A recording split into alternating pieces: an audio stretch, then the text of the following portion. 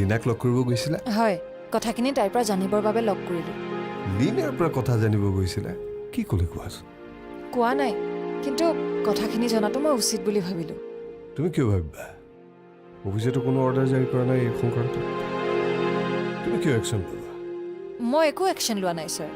মাত্ৰ লীনাৰ লগত থকা সম্পৰ্কটোৰ কাৰণে তাইৰ পৰা জানিব গ'লোঁ যে একচুৱেলি কেছটো হৈছে কি। সম্পৰ্ক? লীনাৰ লগত তোমাৰ সম্পৰ্ক? তুমি লীনাৰ ফ্ৰেণ্ড নে কাজিন? কি ধৰণৰ সম্পৰ্ক আছে তোমাৰ তাইৰ লগত? লিচন, তেওঁ মাত্ৰ তোমাৰ কলিগ, আৰু কলিগৰ লগত অকল অফিচিয়েল ৰিলেশ্যনশ্বিপ এটাহে ৰাখিব লাগে। পাৰ্চনেলি বেছি হুলিগুলি কৰিব নালাগে। আৰু এই অফিচৰতো এটা নিয়ম আছে। সেই ডেকাৰামত একো মানৱতা বোলা বস্তুটো নাই নেকি ছাৰ? আৰু সেই ডেকাৰামৰ ভিতৰত বেলেগৰ আত্মপক্ষ সমৰ্থন কৰাৰো সুযোগ নিদিয়ে নেকি? সেইগুলো কথা বাদ দেও ভাস্বতী, মোৰ তোমাৰ কথাটাও হ'ল। লীনাক আপোনালোকে গন কেছ বুলি ভাবি লৈছে, গতিকে তাইক পাহৰি যাব লাগে, নহয়? এক্সেক্টলি। এতিয়া লীনাৰ জেগাত কাক ৰাখিব পাৰি বিচাৰি উলিয়াব লাগে। এডকন অফিচ চলি থাকিব লাগিব, আৰু এডকন অফিচ চলিবলৈ মানুহটো লাগিবই। লীনাৰ পাছত যাৰ কাৰণে সিও যদি এৰি থৈ গুচি যায় বা যাব লগা হয়, তেতিয়া? আৰে ভাস্বতী, সবাই তো লীনা নয়। ছাৰ, এটা কথা কওকচোন, লীনাই চাকৰিটো কিয় এৰিলে আপুনি নেজানে নে নজনাৰ ভাও ধৰি আছে? সুনন্দাৰ দৰে লীনাই সকলো হেৰুৱাই নগৈ নিজকে উচ্চ কৰি ওলাই গৈছে। আরে ভাস্বতী, তুমি কি বলছো? একো মাথা মুন্ড বুঝতে পারছি না। তাৰমানে আপুনি সুনন্দাৰ কথাও একো নাজানিছিল? যিদৰে আপুনি ভাবিছে সকলো ছোৱালী লীনা নহয়, সেইদৰে আপুনি এটা কথা জানি লওক যে সকলো নাৰী সুনন্দা বা মায়াও নহয়, যিয়ে বাধ্যত পৰি নিজকে এৰি দিয়ে। এডকনৰ ব্ৰাঞ্চ বিদেশত হ'ব বুলি আপোনালোকে সপোন দেখুৱাই লাভ নাই। তাতকৈ এইটো দেখাওক যে সকলো এমপ্লয়ীৰে নিৰাপত্তা আছে। সকলোৱে নৈতিকতা, নিজস্বতাৰেহে কাম কৰিব পাৰে। এইবোৰহে দৰকাৰী কথা।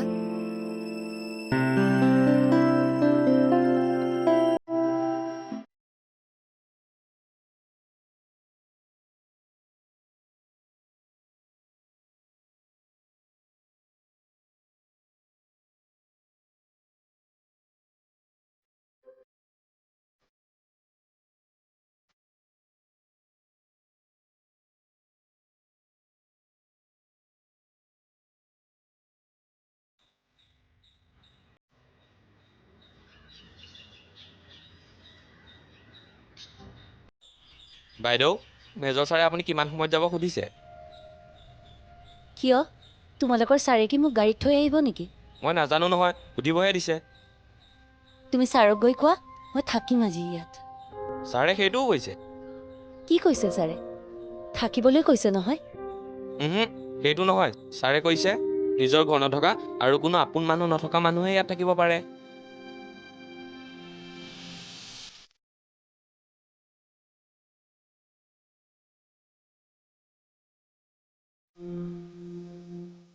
তুমি ছাৰক গৈ ক'বা মোৰ নিজৰ কোনো ঘৰো নাই, আপোন মানুহো নাই, গতিকে মই ইয়াত থাকিব পাৰিম। আপোনাৰ কি কোনো নাই নেকি? তাৰমানে আপুনি অনাথ? কিন্তু ইমান ডাঙৰ মানুহ জানো অনাথ হয়? মই অনাথ। ডাঙৰ হোৱাৰ পাছতে মই অনাথ হৈছোঁ। সকলো থাকিও মই অনাথ হৈছোঁ, গতিকে মই ইয়াত থাকিব পাৰিম। যোৱা, ছাৰক ক'বা মই ইয়াতে থাকিম।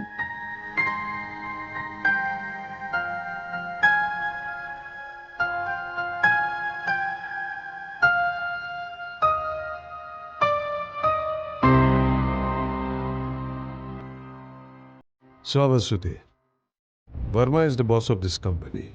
Our boss. গতিকে তেখেতৰ নিৰ্দেশত আমি কাম কৰিবই লাগিব। তেওঁক ক্ৰিটিচাইজ কৰাৰ অধিকাৰ আমাৰ নাই। সেয়েহে এই লীনা ফিনাৰ কথাত বেছি ইম্পৰ্টেঞ্চ নিদিবা।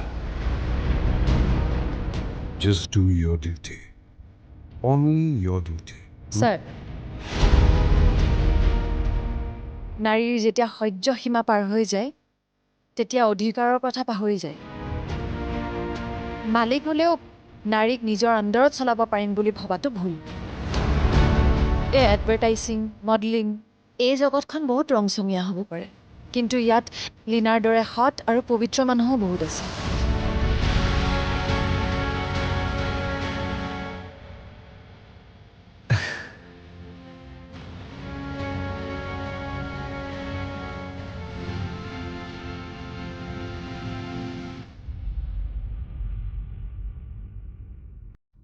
ভাস্বতী শুনাচোন বাহ ভাস্বতী তোমাক কিন্তু চেলুট দেই you are genius you are great মহাৰাণী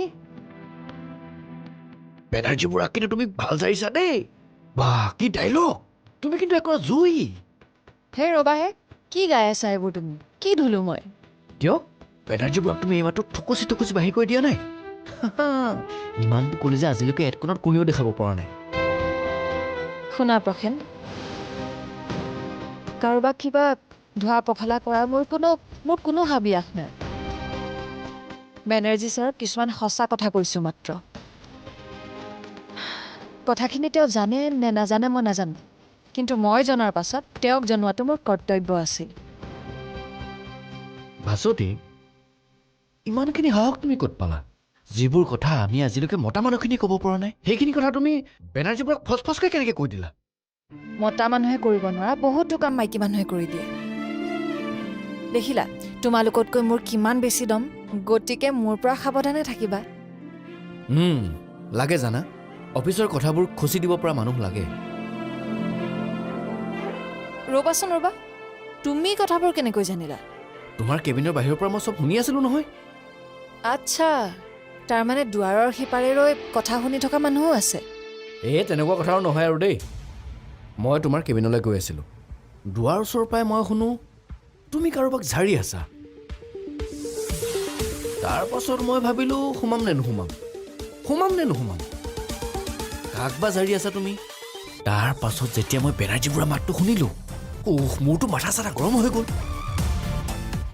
ভাস্বতী বেনাৰ্জীক ঝাৰি আছে নিগনিয়ে সিংহৰ গালত ঠাচ দি আছে মাই গড কথাবোৰ কিন্তু ভাল হোৱা নাই প্ৰসেন কোনবোৰ কথা মই দুৱাৰমুখত ৰৈ শুনি থকাটো আৰে নহ'লে কি কৰিম কোৱা মই যদি ভিতৰলৈ সোমাই গ'লোহেঁতেন নহয় এডকনৰ ভিতৰত চলি থকা কথাবোৰৰ কথা কৈছোঁ আমাৰ যদি মালিকৰে অনিষ্টি নাথাকে সেইটোৱেতো কথা ভাস্বতী মালিকৰে যদি চৰিত্ৰ ভাল নহয় আমি মাথা মাৰি থাকি কি লাভ হৈ থাকক যি হয় এদিন যদি তোমাৰ আৰু মোৰ ক্ষেত্ৰতো এনেকুৱা হয় তেতিয়া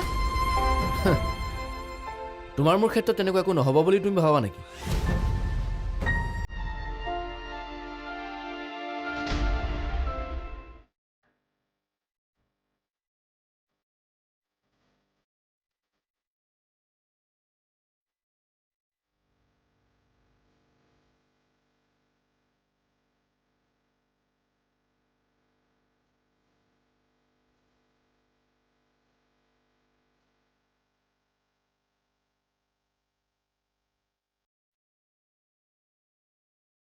আপোনাক আজি ৰাখিব নোৱাৰিম কিয় ছাৰ আমাৰ ইয়াত আলহী ৰখাৰ ব্যৱস্থা নাই আপুনি ইয়াত ইমান ল'ৰা ছোৱালীক আশ্ৰয় দিছে মোৰ বাবে অলপ ঠাই নহ'বনে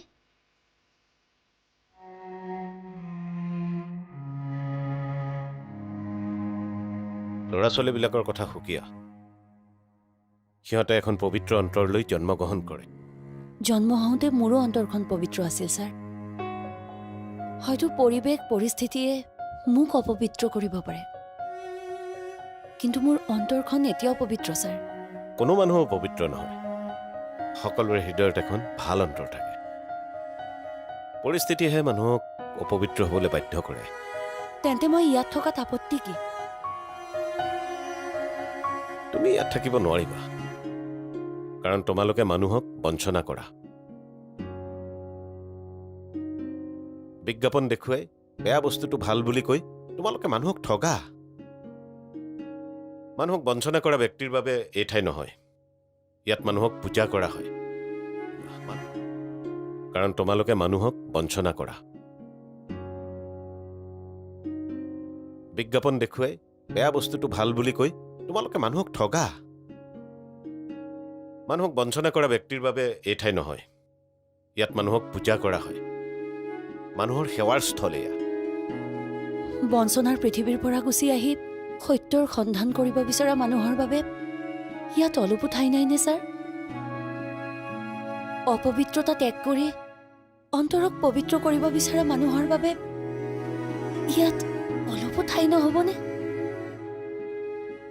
যাৰ কোনো আপোন মানুহ নাই, নিজৰ ঘৰ নাই, সংস্থাপন নাই, এনেকুৱা অনাথ মানুহৰ বাবে আপোনাৰ এই আশ্ৰয় নিকেতনত অলপো ঠাই নহ'বনে? কওক ছাৰ, যদি নাই বুলি কয় তেন্তে মই এই মুহূৰ্তত ইয়াৰ পৰা গুচি যাম। প্লিজ ছাৰ, কওক, উত্তৰ দিয়ক মোক। তোমাৰ এটা চাকৰি আছে, এটা আৰামদায়ক জীৱন আছে। সেই চাকৰি এৰি সত্য অন্বেষণৰ বাবে ইয়াত মই একেবাৰে গুচি আহিব বিচাৰোঁ ছাৰ। মূৰ্খামি নকৰিবা। য'ত আছা তাতে থাকা। মই তাত থাকিব নোৱাৰোঁ ছাৰ। ইমান অশান্তিৰ মাজত মই মোৰ ছোৱালীজনীক ডাঙৰ কৰিব নোৱাৰিম। মই শান্তি বিচাৰোঁ। ভাল কাম কৰি মই মোৰ অন্তৰখন পবিত্ৰ কৰিব বিচাৰোঁ। মই আপোনাৰ ইয়াত কাম কৰিব বিচাৰোঁ। ইয়াত তোমাৰ কষ্ট হ'ব। মই যিমানখিনি কষ্টত আছোঁ তাতকৈ ইয়াত বহুত বেছি সুখ ছাৰ। ইয়াত শান্তি আছে। প্লিজ মোক থাকিব দিয়ক। মই ইয়াত থাকিব বিচাৰোঁ।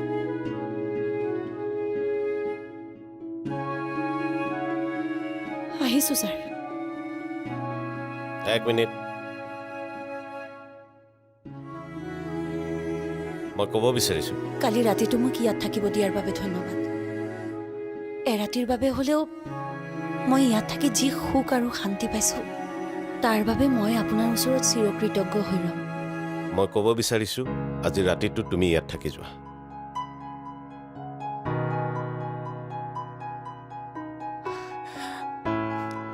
ছাৰ, মই কথাটো সকলোকে এবাৰ জনাওঁ, কাৰণ আমাৰ ইয়াত কিছুমান নীতি নিয়ম আছে।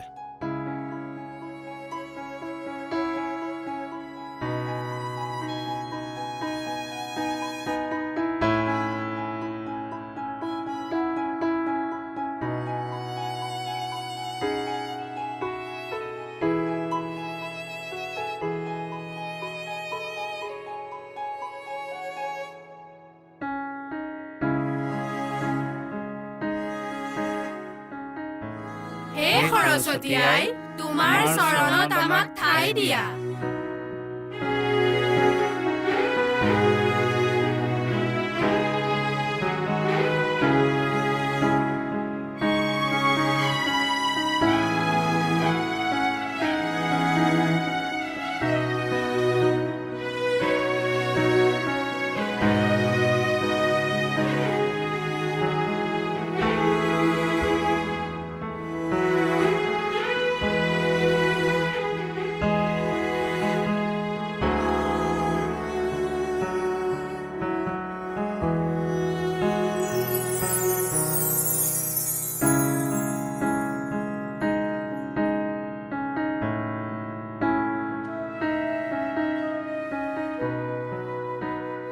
তুমি মোক এটা কবিতা শুনাবানে? গোৱা তেতিয়া। মৌ মাখি আৰু ভোমোৰা, মৌ মাখিবোৰে কাম কৰি ফুলে, ফুলে ফুলে উৰিম, মৌৰস কাঢ়ি গাই গুণ গুণ গুণ। ভোমোৰাই হাই একো কাম নাই, ফু ফু কৰি ঘূৰি থকা পৰি, খুন্দা খাই হয় খুন। Wow, very good.